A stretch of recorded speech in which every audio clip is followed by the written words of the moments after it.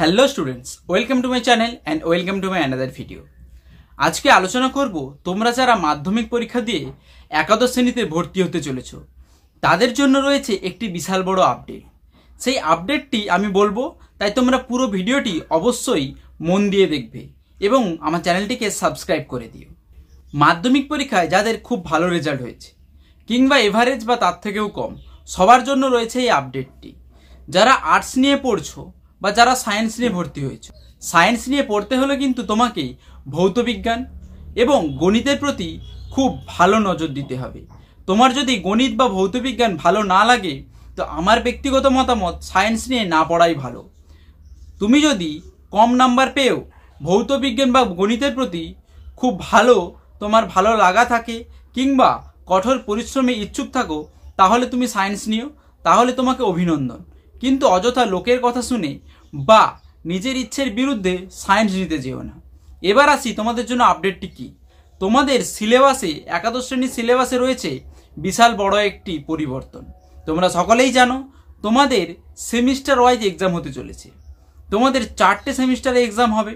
তো এখন প্রথম সেমিস্টার এবং সেকেন্ড সেমিস্টার, প্রথম সেমিস্টার যেখানে তোমাদের এমসিকিউ হবে, দ্বিতীয় সেমিস্টার যেখানে তোমাদের লং প্রশ্ন হবে, এই দুটি সেমিস্টারের কিন্তু তোমাদের ডেট অর্থাৎ এক্সামের ডেট সরকার ঘোষণা করে দিয়েছে। তো তোমাদের প্রথম যে সেমিস্টারটি হবে, যেখানে তোমরা এমসিকিউর মাধ্যমে সমস্ত এক্সামের অ্যান্সার দেবে, সেই এমসিকিউ টেস্ট রয়েছে তোমাদের প্রথম সেমিস্টারে। তার ডেট সরকার বলে দিয়েছে, তার ডেট রয়েছে 13ই সেপ্টেম্বর থেকে 30শে সেপ্টেম্বর। এই তারিখের মধ্যেই তোমাদের কিন্তু প্রথম সেমিস্টার হতে চলেছে। তারপরে রয়েছে তোমাদের সেকেন্ড সেমিস্টার। এই সেকেন্ড সেমিস্টার হতে চলেছে তোমাদের 3রা থেকে 18ই মার্চ, অর্থাৎ মার্চ মাসের 3 থেকে 18 তারিখের মধ্যে। ফার্স্ট সেমিস্টার ও সেকেন্ড সেমিস্টারে তোমাদের এক্সামের ডেট সরকার ঘোষণা করে দিয়েছে। তো এই ছিল তোমাদের ফার্স্ট সেমিস্টার ও সেকেন্ড সেমিস্টারের ডেট। এরপর আসি তোমরা কে কোন বই কিনবে। যারা আর্টস নিয়ে পড়ছো তোমরা জানো তোমাদের সিলেবাসের কিন্তু বিশাল একটি পরিবর্তন হয়েছে। তাই এখনই তোমরা কেউ তাড়াহুড়ো করে বই কিনতে যেও না। সমস্ত প্রকাশনী সব বই প্রকাশ করার পরে তারপরে তোমরা নিজের ইচ্ছে মতো নিজেরা যেটা ভালো মনে করবে সেই বইটা কিন্তু অবশ্যই কিনবে। আর যারা সায়েন্স নিয়ে পড়ছো তাদের উদ্দেশ্যে বলি, মেডিকেল এন্ট্রান্স এবং জয়েন্ট এন্ট্রান্সের জন্য সেরকম একটা সিলেবাসের পরিবর্তন হয়নি। তাই বাজার চলতি যে সমস্ত বই রয়েছে সেই বইগুলো নিয়েই কিন্তু তোমরা পড়া শুরু করতে পারো।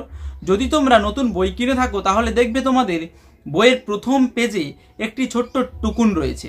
এই টোকনটি কিন্তু তোমরা বই দোকানে দেখালেই তোমাদের পরিমার্জিত সিলেবাস অর্থাৎ পরিবর্তিত যে সিলেবাস রয়েছে সেই সিলেবাসের উপর ভিত্তি করে একটি তোমাদের পাতলা বই প্রকাশিত হতে চলেছে।